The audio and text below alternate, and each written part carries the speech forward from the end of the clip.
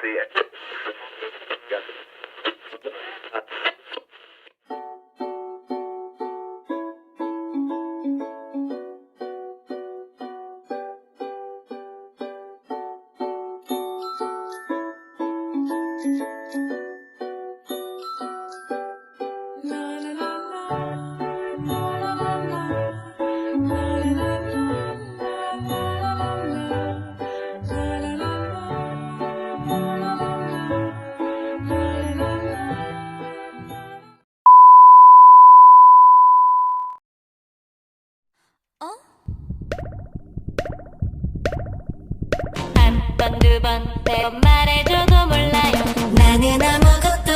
guys! Welcome back to our channel! So for today, we are going to tackle about the history of radio here in the Philippines. So Ate Beb, as a broadcasting student, ano ba ang nalalaman mo about the history of radio in the Philippines? Actually, radio started here in the Philippines in 1920s when an American businessman named Henry Herman used this to promote the consumer's goods of the American. So in 1924, Henry Herman decided to use 100-watt radio station instead of 50-watt radio stations na yung unang-una nilang ginamit. And after that, pinangalanan na din niya yung radio stations ng KZKZ. So bakit KZKZ, Ate Beb, yung pinangalan nila? Actually, kaya siya KZKZ kasi we have to follow the rules of the American people. Since we are colonized by the United States, we have to follow their law. All the radio stations in United States started with a KZ or I or W. So lahat ng meron kung ano yung radio before is kinuha lang natin talaga sa Americans? Yes, kasi since nga colonized nga tayo and yung American din yung nag-introduce ng radio dito, kaya we have to follow their So valid talagang dinala nila and then sinunod din nila kung ano yung meron. So after Henry Herman sells of the KZKZ to the RCP decided to expand the broadcast in other provinces, which is in Cebu. They give it a call names, which is KZRC or KZ Radio Cebu. So nagtagal ba to, Ate Beb? Actually, nagtagal din siya ng a month. But nag-stop din siya due to the malfunctions of the signals. So ilang taon bago siya bumalik? Bumalik din siya after 10 years, after a decade din. Bumalik din yung Radyo Cebu sa pag-broadcast. So after 10 years, so that is during World War II na siya bumalik. So in the following year, they decided to create a regulatory board. Kasi before, all radio stations wasn't regulated at all. So nagawa sila ng isang regulatory board, which is the Radio Control Board. So anong ginagawa nun, Ate Beb? Like, specific na ginagawa niya mismo? So, yung RCB, ginagawa nila is to accept applications and to allocate the frequency of all radio stations here in the Philippines. So parang siya yung nagmamanage sa mga radio station para mas maayos yung takbo nila. Yeah, exactly. So, ayun, since we brought up World War II or the Japanese occupation, do you have any idea what exactly happened during that time? So, meron tayong radio station, bali tatlo yung radio station natin dito. Pero sa Manila lang siya, KZRH, KZRM, and KZRF. So, yung tatlong yun, bago pa dumating yung mga Japanese, is nandito na siya sa Philippines, which is, dinala na siya ng mga Americans. So, among the three radio stations, what do you think exactly the reason of Japanese government? Kung bakit siya pinasara niya yung tatlo na yan? So, since yung radio kasi, yun pa yung di ba, nauna kasi yung radio kaysa sa television. So, yung radio is yung talagang ginagamit na tool ng mga tao para ma-inform sila about the government, tsaka ginagamit din to entertain tayo sa mga kanta ng mga ipinapalabas doon. And naisip ng mga Japanese kasi na baka gamitin ito ng mga Pilipino para mag-alyansa sa kanila. So, para matalo ng Philippines yung Japanese. So, among the three radio stations, sino sa kanila yung unang nag-return on air? So, in 1945, bumalik yung KZFM. So, siya yung pinakaunang bumalik na radio station on air. So, what happened to the other radio stations? Yung isa, which is the KZRH, ginamit ng mga Japanese yon para naman sa kanilang interest din, para ma-win nila yung heart ng Filipino. So, ginamit nila yon para masabi yung mga malilinis at saka yung magagandang ginagawa ng mga Japanese sa mga Pilipino para malaman ng mga Pilipino na hindi masama yung intention or para ma-brainwash ng mga Japanese yung utak ng mga Filipino na hindi ganon kasama yung mga ginagawa nila sa ating bansa. Since I've read a lot of article about the radio during the Japanese occupation, I heard that there's an underground radio stations during World War II. Yes, may underground radio station tayo, which is in Corregidor. Doon siya matatagpuan. So, dahil nga, before, kasi ang purpose kasi ng radio before is to entertain and for the businesses sa mga businessman. But nung dumating nga yung mga Japanese, ginamit nila yung radio para sa propaganda. So, ginamit nila to sa pag-aalyansa nila laban sa mga Japanese.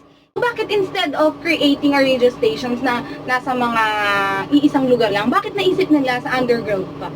So, since nga ginamit nila yung radio para sa laban sa mga Japanese, so para hindi mahanap yung transmitter or yung signal nito, nilagay nila to sa underground, which is in Corregidor. So, doon nila nilagay. So, Ate Beb, before kasi ang call letters ng radio sa atin is KZ.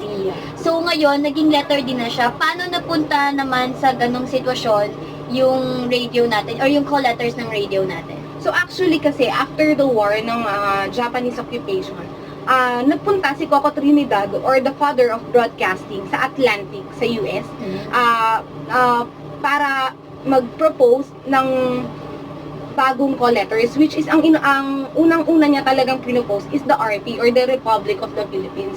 Kasi gusto niyang ma-prove na we are the Republic of the Philippines. We are an independent country. But unfortunately, ITU doesn't approve his request. Instead, they gave him another call letters, which is the letter D, stands for Deutschland or the Germany. Since kasi yung ITU, meron silang hidden agenda sa Germany. Parang they wanted to threaten Germany na your call sign will be used by other countries instead of your country.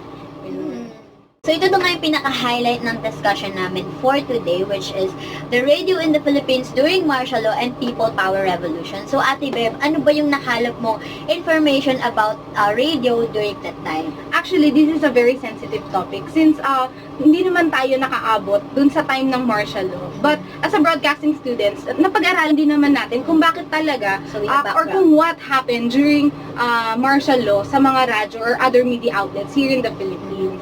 So, nung nag-declare si Marcos ng Letter of Instruction number 1, which is to declare or to shut down all media outlets in the Philippines, including radio, television, and newspaper.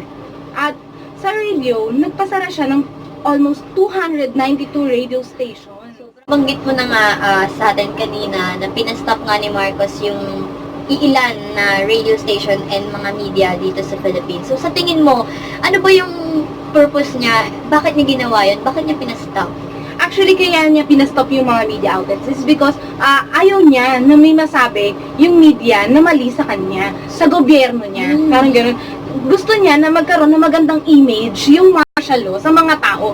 Kaya ang mga pinasara niyang mga media outlets is really against of what he is doing. So, yung mga katiwalian and everything. Since pinasabog na yung Radyo Veritas, they are looking for something na parang, kailangan natin ng isa pang radio stations para mapakita sa mga tao na what Marcos is doing is totally wrong. Parang ganun. So, nagkaroon ng isa pang radio station, which is the Rebel Station na tinatawag nila, which is Radyo Bandido. So, this is another radio station naman. Another radio station, it was established by Father Luther. Isa rin siyang Katoliko na president siya ng Catholic priest dito sa Pilipinas. So, si Father Luther, meron siyang dalawang parang naging taga-suporta doon sa Radyo Bandido. And yung dalawang tao na yun, sila yung nagbo-broadcast kung ano talaga yung nangyayari sa current events, situation ng Pilipinas. Oo.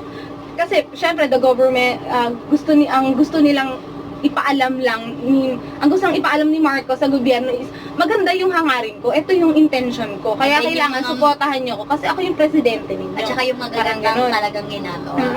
So ang nangyari dito, nung nawala na si Radyo Veritas, pumasok na si Radyo Bandido, hindi ma-reach ng Radyo Bandido yung ibang kids area or provincial area ng Pilipinas.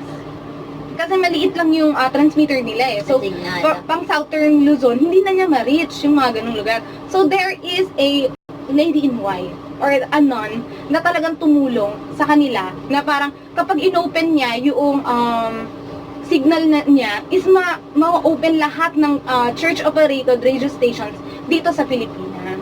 So, para masagap din nila yung ibang, yung mismong nangyayari. Sino naman yung tinutukoy nilang lady in white na tumulong sa kanila na ma-reach yung maliliit na places dito sa Philippines?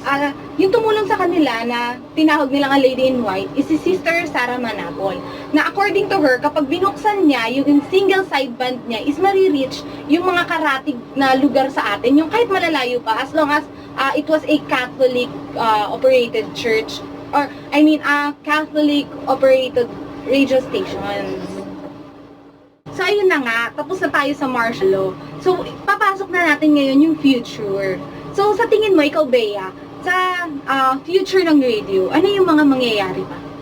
So, sa future, for me hindi mawawala yung radio sa atin, like sa system natin, kasi sobrang laking tulong na ginagawa ng radio eh. Siguro mag-improve lang siya, dahil na rin sa mga bagong teknolohiya na nauuso ngayong panahon na to.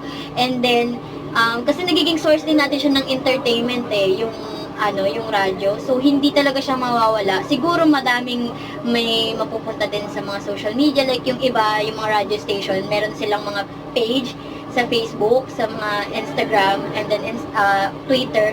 So, may mga page sila doon para mas makasubaybay din yung ibang tao na hindi naman din gumagamit masyado ng radio. So, in addition ko lang dyan, so, for me din, hindi rin talaga mawawala yung radio dito sa Pilipinas eh. Kasi, unang-una, na-enhance yung imagination natin. Tapos, parang pag may radyo, parang yung boring na lugar, nagiging masaya. Alam mo yung feeling na yun. So, for me, yung radio, hindi naman talaga yan exactly mawawala. Mababawasan man yung viewers niya, hindi pa rin mawawala yun.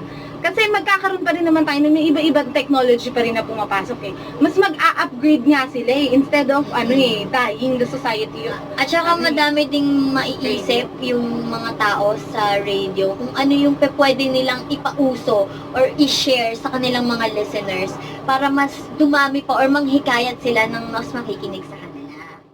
Thank you so much guys for watching our video. Sana may natutunan kayo sa Philippine media yesterday, Today, and tomorrow. Bye!